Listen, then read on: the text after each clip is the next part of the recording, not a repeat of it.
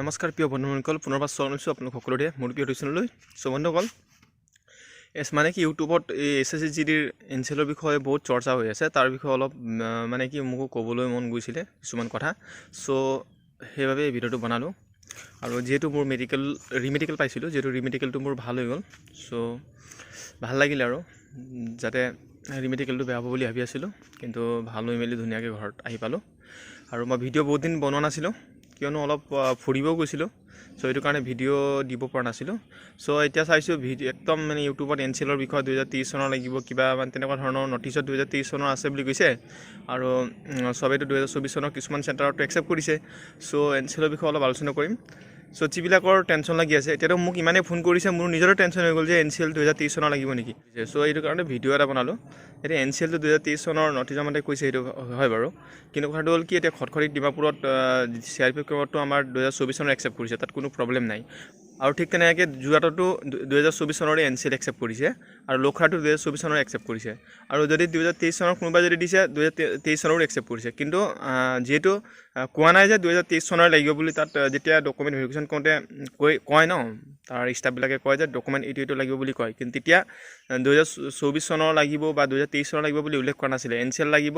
আৰু তোমাৰ NXR 7 লাগিব বুলি কৈছে কিন্তু 2023 চনৰ লাগিব বুলি উল্লেখ কৰা নাছিলে আৰু আমি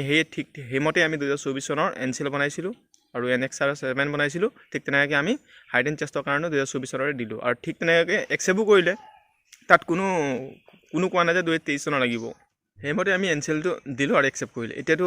9 মাইলত 2023 চনতে একচেপ্ট কৰিছে বুলি কৈছে আৰু 2024 চনৰ একচেপ্টে কৰা নাই বুলি কৈছে কিন্তু সেইটো এতিয়া শুনা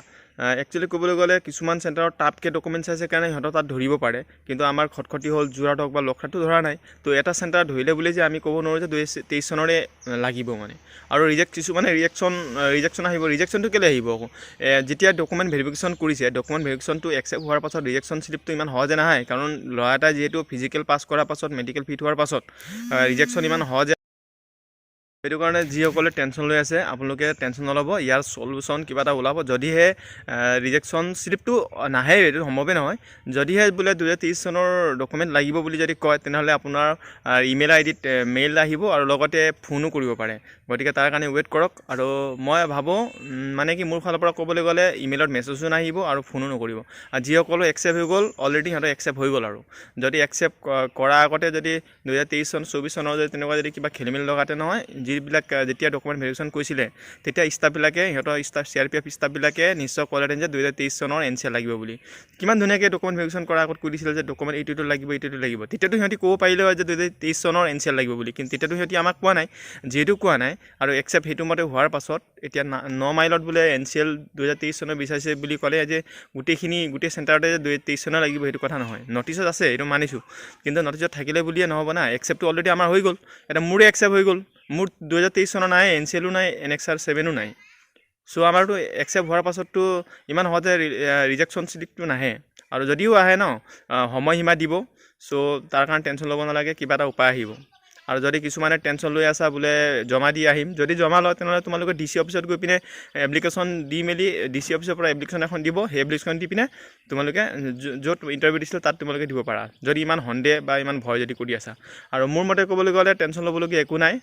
ৰিজেকশ্যন স্লিপ নাহে কাৰণ ইমান সহজে ৰিজেকশ্যন স্লিপটো অহাটো সম্ভৱেই নহয় ল'ৰা এটাই ৰিটেন পাছ কৰাৰ পাছত ফিজিকেল পাছ কৰাৰ পাছত মেডিকেল পাছ কৰাৰ পাছত ডকুমেণ্ট ভেৰিফিকেশ্যন হোৱাৰ পাছত ৰিজেকশ্যন স্লিপ ইমান সহজে অহাটো মানে কি সম্ভৱ নহয় মানে সেইটো কাৰণে নিশ্চিন্ত থাকক টেনশ্যন নল'ব যিহেতু ইয়াৰ সলিউশ্যন নিশ্চয় হ'ব আৰু 9 মাইলত কি কাৰণে হৈছে নাজানো তাত কাগজ পত্ৰ হয়তো ভালকৈ চেক কৰিছে যেনেকৈ হাইট এণ্ড চেষ্টটো খটখটিত পূৰা ভালকৈ চাইছে পূৰা হাইট এণ্ড চেষ্টত বহুত ল'ৰা উলিয়াইছে ঠিক তেনেকৈ কাগজ পত্ৰত 9 মাইলত ভালকৈ চাইছে তাতো কিছুমান ল'ৰা ওলাই গৈছে তেনেকুৱা কথা মানে সেইটো কাৰণে ইয়াৰ বিষয়ে ইমান টেনশ্যন ল'বলগীয়া নাই যি হ'ব দেখা যাব আৰু ৰিজেকশ্যন স্লিপটো সম্ভৱেই নহয় অহাটো এয়া আছে সৰু সুৰা ইনফৰ্মেশ্যন আৰু যদি ভিডিঅ'টো ভাল পায় লাইক কমেণ্ট শ্বেয়াৰ ছাবস্ক্ৰাইব কৰিব নাপাহৰিব ধন্যবাদ জয় অসম